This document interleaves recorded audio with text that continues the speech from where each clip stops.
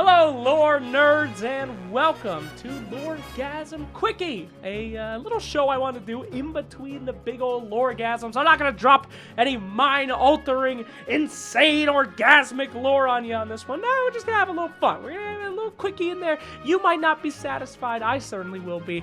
And tell you about some things you might not have known about the lore in the Dota 2 universe. In this episode, we're going to be covering 5 things you didn't know about Dota 2 lore.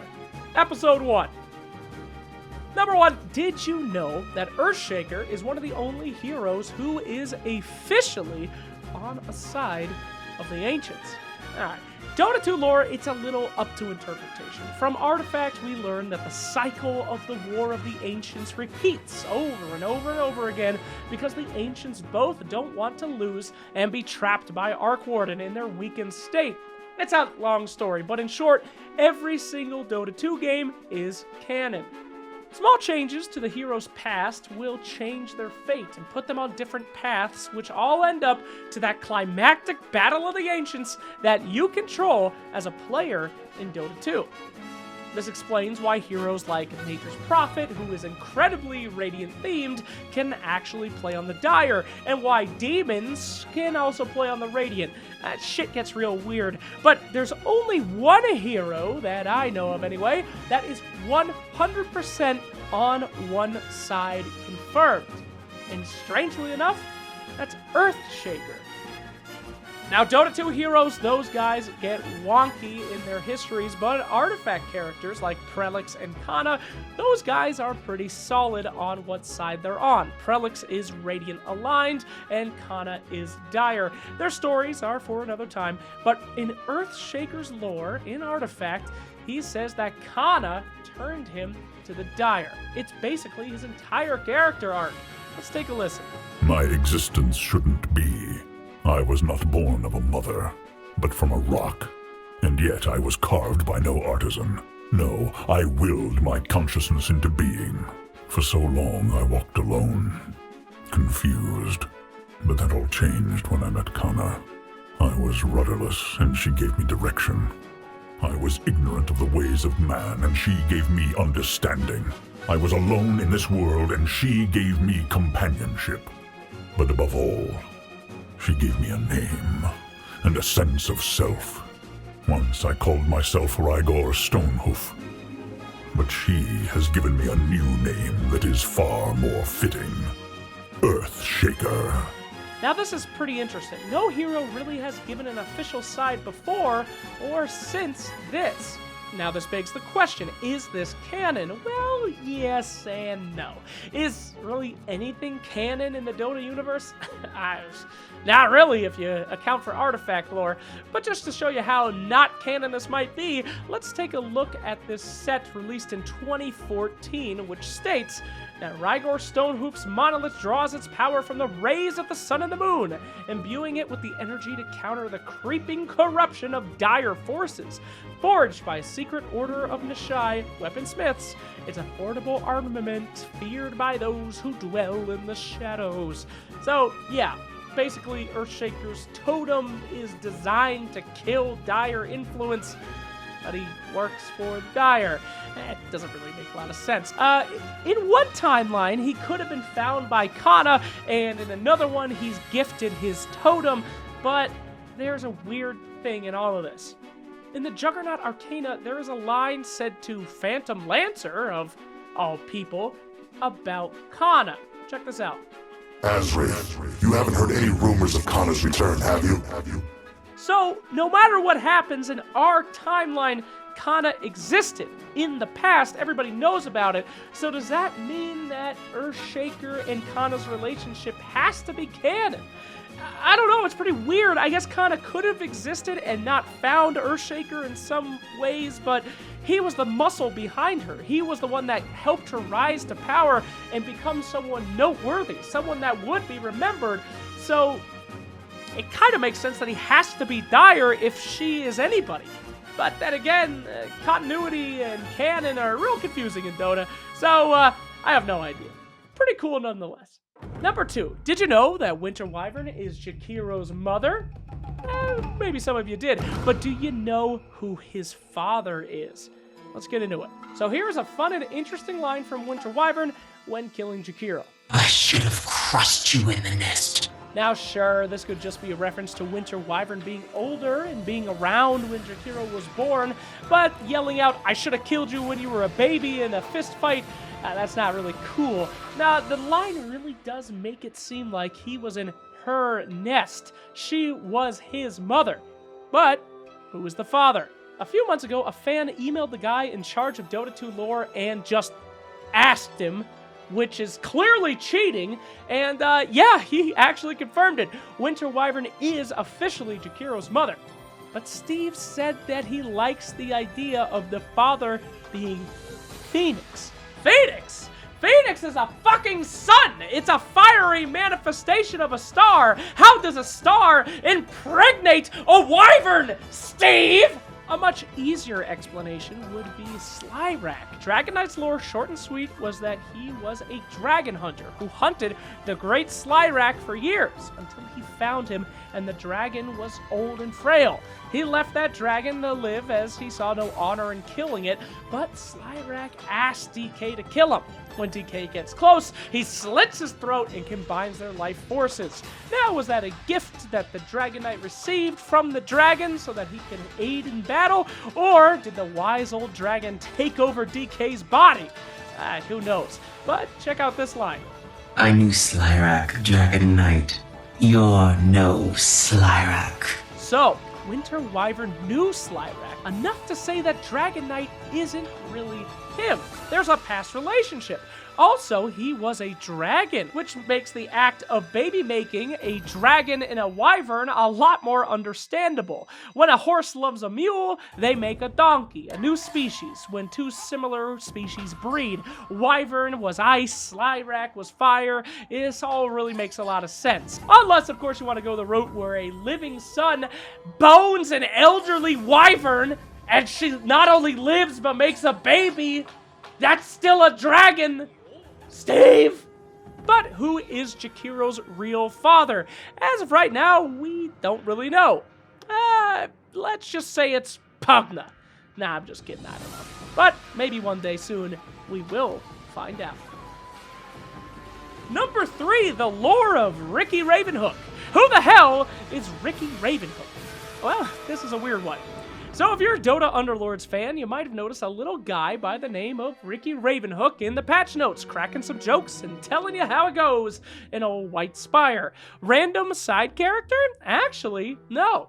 You see, Ravenhooks existed once before in the game Artifact. Please don't shut off the video, please! We're just going to talk about it for a little bit. Anyway, in Artifact, Ravenhook was, Jesus, the best voice-acted character I've ever heard in a video game. And he was basically a repo man. Listen to this sexy voice acting and play the cool music with it. I'm not oblivious to the reputation I have. After all, the visits my brothers and sisters make are rarely social. But it's not my fault I'm here. It's yours. Maybe you stole from your noble father. Perhaps you defaulted on a Revtel debt.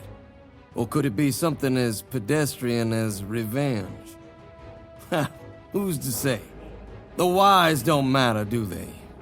All that matters is that there's something you hold dear, and my employer wants me to take it from you. Well, maybe they were repo men. They might have just been thieves, but the short and sweet is, when you want something back, or you want something stolen, you call one of these guys, a Ravenhook. Human-like ravens that can fly in the most secure castles and get you the item you want. I like to imagine they use a fishing tool-like hook to steal things. I can't for the life of me remember where I thought of that reference. I could have sworn that there's a hook with string that people use to pickpocket. Kaz, my editor, if you find this and you're showing it right now, you're a god. Anyway, Ravenhooks appeared to be a one-off species in Artifact, but now it looks like Ravenhooks will become a mainstay species in the Dota 2 lore.